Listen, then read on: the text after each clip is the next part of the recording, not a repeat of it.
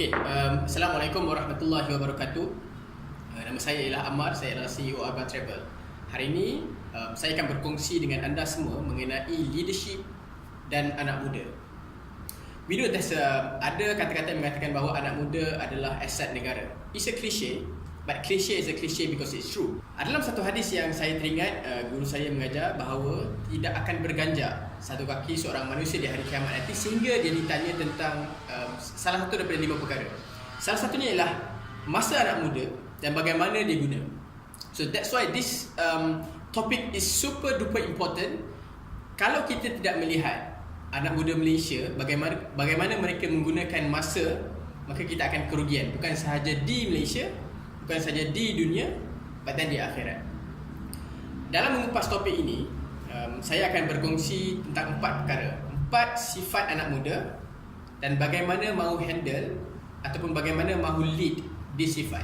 Sifat pertama anak muda ini adalah mereka ini mahu execute.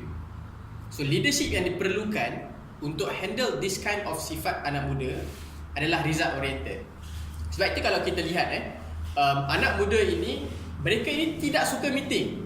The reason is meeting ini adalah tempat discussion. Bukan mereka tidak pentingkan, tetapi mereka tidak suka. Mereka lebih suka berbuat. Kita dapat juga lihat bahawa anak muda ramai hari ini yang mula consider kerja-kerja yang mungkin pay dia lebih rendah tapi lebih memberi purpose. Sebab apa?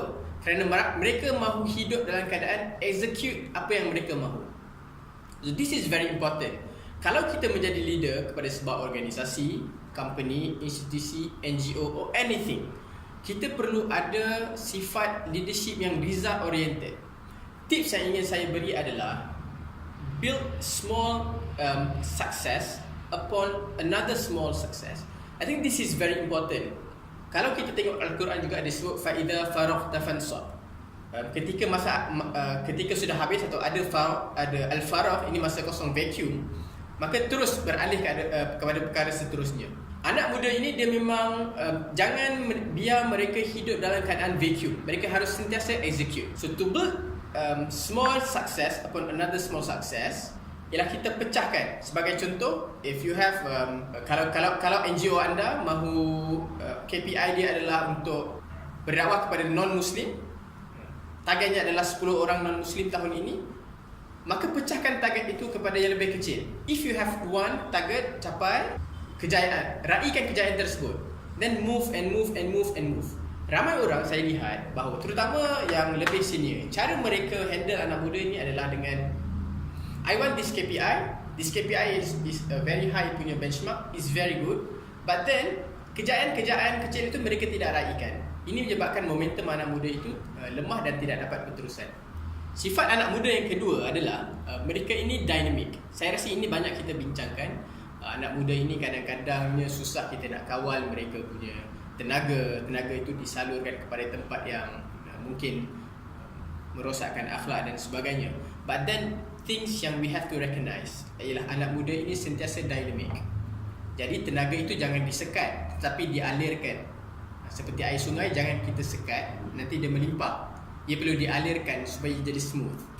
Kepimpinan yang sesuai untuk tenaga anak muda yang dynamic ini ialah semua boleh kecuali tidak boleh. Ada 2 jenis kepimpinan. Pertama adalah semua tak boleh kecuali boleh.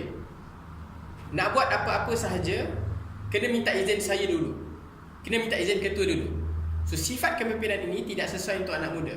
Contoh nak beli bajet kamera, kena minta izin dahulu leader baru boleh. Maka ini jenis-jenis kepimpinan yang ramai anak muda tidak suka. If they found, kalau mereka jumpa satu kepimpinan yang lain, iaitu semua benda boleh kecuali yang tidak boleh. Boleh tak nak beli boleh tak kalau nak cipta hasilkan video yang bagus, boleh tak nak beli kamera yang mahal? Boleh. Boleh tak kami nak buat program yang macam ni? Boleh. Semua boleh kecuali tidak boleh. It's better, lebih baik minta maaf. Dengan anak muda ni lebih baik minta maaf daripada minta izin.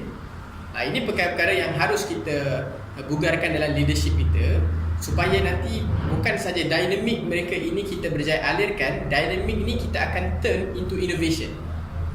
Sebagai contoh, dalam pengalaman saya, company Arba Travel ini, kebanyakan daripada inovasi yang berlaku dalam company ini sebenarnya idea dan ciptaan mereka sendiri, bukan saya. Tugas saya adalah mencipta satu ruang, mencipta satu environment agar mereka dapat berkarya. Itu sahaja. Kebanyakan perkara mereka decide semua boleh kecuali yang tidak boleh. Ini cara yang saya rasa kalau kita pergi kepada detail, ramai leadership hari ini yang tidak ada. Kebanyakan leadership hari ini, terutama dalam NGO, minta maaf, semuanya tidak boleh kecuali kena minta izin dulu. Okay, sifat anak muda yang ketiga yang perlu kita recognize, mereka ini move ataupun hidup dalam gang, dalam kita sebut gangship. Ini sifat mereka anak muda. Sebab itu mereka timbul pelbagai fenomena. Sebagai contoh, sebelum ni, kalau dulu waktu zaman saya ada skinhead dan punk. Pernah satu zaman tu hip hop. Saya pun macam terikut-ikut sikit lah. Zaman sekarang ni ada raver, ada K-pop dan sebagainya. Sekiranya perkara ini berlaku throughout the history, maksud dia sifat ini memang ada pada anak muda. Kita jarang dengar orang tua yang join punk, join buat raver. Tu buang tebiak lah kalau join. Tetapi anak muda ini biasa terdedah. Yes, kita boleh tengok sisi negatif, mereka ini mudah terpengaruh. Tapi sisi positifnya ialah mereka ini memang suka hidup dalam keadaan gangship. Jadi bagaimana mahu pimpin anak muda dengan mengambil kira sifat mereka yang suka hidup dalam gangship. Jadi yang perlu kita utilize ialah bagaimana mahu memimpin sebuah crowd, sebuah anak muda yang sifatnya suka gangship.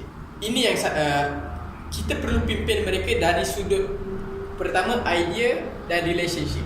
Fokus kepada idea punya leadership dengan relationship punya leadership. Berbeza dengan kebanyakan pimpinan hari ini, terutama dalam para senior, mereka ini suka memimpin anak muda dalam keadaan apa? Dalam keadaan this is the rules you have to follow. Because saya makan banyak asam garam daripada awak, saya lebih banyak tahu, saya ada pengalaman, maka this is the rules. Kalaupun mereka ini tidak pimpin guna rules, mereka akan cuba mengatakan bahawa okey, awak boleh buat apa sahaja. Mengatakan boleh buat apa sahaja untuk anak muda juga pun tidak bagus. Kerana anak muda ini pada akhirnya mereka tahu mereka perlukan guidelines. So what we need to do ialah pimpin dengan idea. Kalau kita cakap awak boleh buat apa saja, kita akan menjadi seorang leader yang dilihat tidak ada idea. So anak muda ini pimpin guna idea, put a limitation, but within that limitation you can do whatever you. So ini saya rasa perkara yang kurang pada hari ini in terms of bagaimana nak lead crowd yang ada sifat gangship ini. Kalau kita tengok sirah dalam Perang Badar, ada satu peristiwa yang sampai sekarang saya teringat.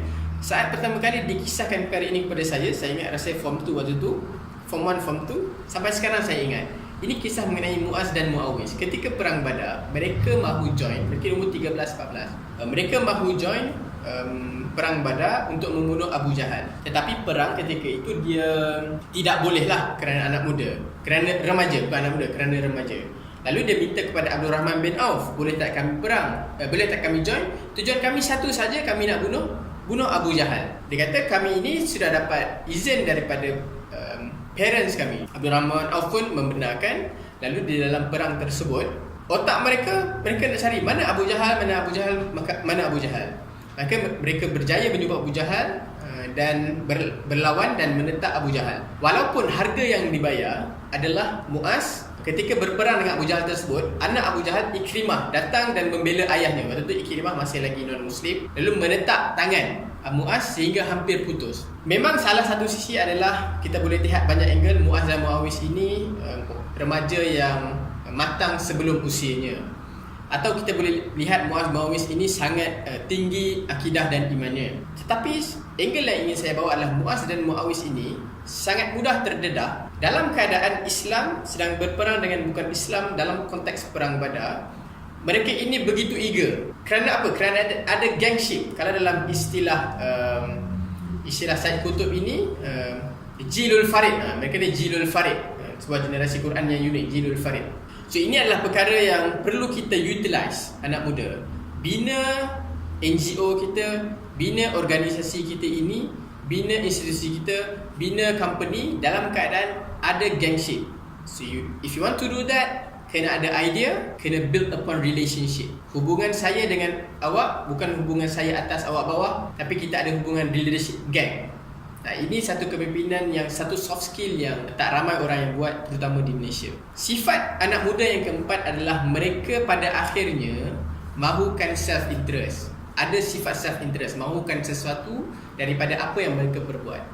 Sebab itu kadang-kadang kita lihat ramai komen-komen terhadap anak muda. Kononnya mereka ini, kalau mereka ini dalam ruang dakwah, da'i-da'i, di-label bahawa da'i hari ini sudah manja, da'i hari ini susah nak bergerak, kalau tak bagi duit baru nak bergerak. Ini label-label yang diberikan kepada anak muda. Mungkin dalam setengah keadaan betul, tapi in general saya nak tekankan bahawa memang anak muda untuk berbuat sesuatu, sifat mereka adalah self-oriented, self-interest. Maka kita perlu fit apa yang mereka mahu. Cuma kadang-kadang kita terlalu sempitkan bahawa seolah-olah mereka hanya mahukan duit. Dalam banyak kes saya jumpa ramai anak muda yang seperti saya cerita tadi, sanggup cari kerja yang kurang sikit duit asalkan dia dapat sesuatu yang lain. Jadi yang perlu kita fikir, apakah sesuatu yang lain tersebut itu? Kalau saya boleh kongsi, anak muda ini mahukan rasa special ataupun rasa significant. Jemput dalam meeting, rasa special, konon meeting tu high level punya meeting, kita jemput. Tetapi akhirnya tugas mereka di dalam meeting tersebut sama ada buat minit mesyuarat ataupun akhirnya tugas-tugas khas. Ini yang anak muda menyampah.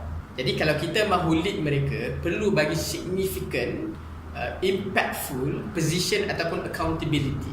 So barulah mereka rasa need mereka itu di-fit, diberikan. So self-interest ini kita boleh is the cornerstone of our current generation. Asalkan kita tidak ambil reductionist approach, which kita merasakan bahawa self-interest ni adalah duit, dan berikan sebuah significance, sebuah pengalaman baru untuk mereka bekerja, untuk mereka berkarya, maka mereka akan stay dan suka dengan leadership kita. So dalam kes pengalaman saya, kebanyakan dalam Arba Travel, anak muda ini mereka punyai tempat, dan setiap punyai tempat untuk buat apa yang mereka mahu, satu, dan apa yang mereka mahu buat itu ada impactnya. Setelah ada impactnya, kita memang recognize. Ini adalah small things yang saya rasa kadang-kadang seorang leader ini terlepas pandang. Small details but really crucial. It's as simple as I really like your impact, I really like your idea, so please move on with this. Kadang-kadang perkataan seperti itu, ayat seperti itu sudah mampu membuatkan anak muda itu respect, salute kita sebagai seorang leader. Jadi saya tutup, ada empat sifat anak muda. Pertama adalah execute, kedua adalah dynamic, ketiga adalah gangship, keempat adalah self-interest. Cara untuk kita lead sifat execute ini ialah menjadi seorang leader yang result oriented. Always result, dan try to build kejayaan kecil di atas kejayaan kecil yang lain. Yang kedua adalah dynamic. Jadilah kepimpinan yang semua boleh kecuali yang tidak boleh. Lebih baik anak buah kita ini minta maaf daripada minta izin. Dan yang ketiga adalah gangship. Jadilah kepimpinan melalui idea dan relationship rather than peraturan dan structure. Dan terakhir sekali, anak muda ini ada sifat self-interest, maka cipta experience pengalaman bekerja ataupun perasaan signifikan ke atas mereka. Jadi insya-Allah dengan empat perkara ini, harap-harap kita dapat upgrade our leadership quality, terutama on the interpersonal and soft skills. Sekian, Assalamualaikum warahmatullahi wabarakatuh.